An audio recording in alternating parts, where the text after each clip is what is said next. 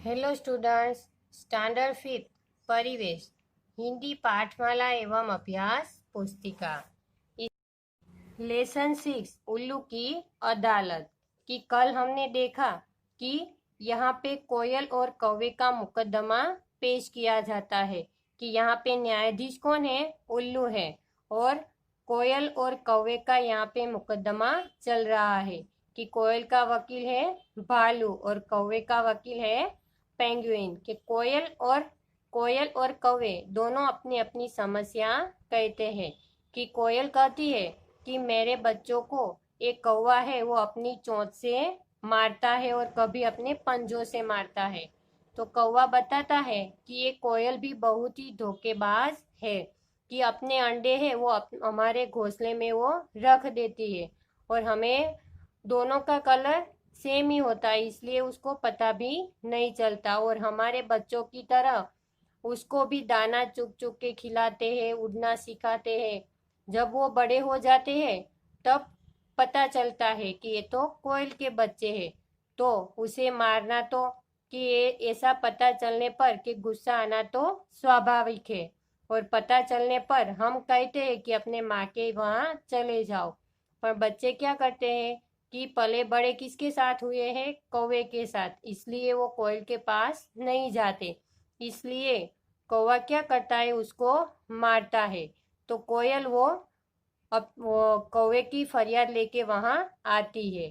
तो हमने यहाँ तक हमने देखा था। आज हम पढ़ेंगे आगे पेज नंबर 46। भालू ने कहा, लेकिन श्रीमान, गुस्सा आने का यह मतलब तो नहीं कि किसी की जान ही ले ली जाए। अब भालू कहता है कि गुस्सा तो आता है चलो, पर ऐसा थोड़ी कि चलो किसी की जान ही ले जाए। कोयल ने कहा रोने का नाटक करते हुए, जैसे मेरे बच्चों की जान की कोई कीमत ही नहीं। कि मेरे बच्चे हैं कि इसकी जान की कोई कीमत ही नहीं, इसलिए कौवा उसके बच्चों को मारता है। पेंगुइन, श्रीमान, मेरे साथी वकील एक साधारण सी घटना को बढ़ा चढ़ाकर पेश कर रहे हैं। कौवे ने कभी किसी की जान लेने की कोशिश नहीं की, बल्कि उसने और उसकी पत्नी ने इसके बच्चों को अपने बच्चों की तरह पाला।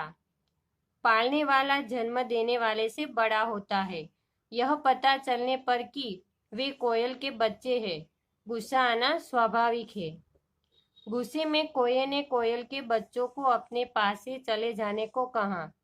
बच्चे कौवे और उसकी पत्नी के पास पले बड़े थे, इसलिए वे बार बार उन्हीं के पास वापस आते और कौवा उन्हें दूर हटाता था। बस यही सारी कहानी है जिसे कोयल ने अदालत तक पहुंचा दिया है। अब पेंगुइन बताता है कि ये साधारण सी घटना को बढ़ा चढ़ाकर एक कोर्ट में पेश किया गया है, अदालत में पेश किया गया है कि कौवे ने कभी किसी की जान लेने की कोशिश नहीं की है, बल्कि उसने और उसकी पत्नी ने इसके बच्चों को अपने बच्चों की तरह पाला। कि कौवे ने कभी किसी की जान लेने की कोशिश यानी प्रयत्न नहीं किया, बल्कि उसने तो क्या किया कि कोयल के बच्चों को अपने बच्चों की तरह ही पाला।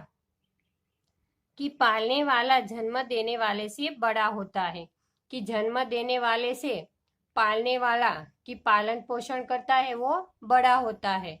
कि जन्म देने के बाद पालने वाला वो बड़ा होता है। कि संस्कार है, उसे उड़ना सिखाना, खाना खिलाना, वो सब पालने वाला वो बड़ा होता है।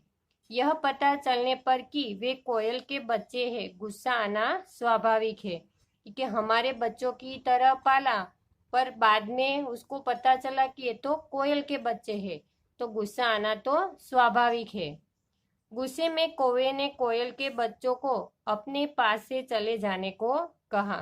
कि फिर गुस्सा आना तो स्वाभाविक है और कौवे ने गुस्से में आके कोयल के पास चले जाने को कहा,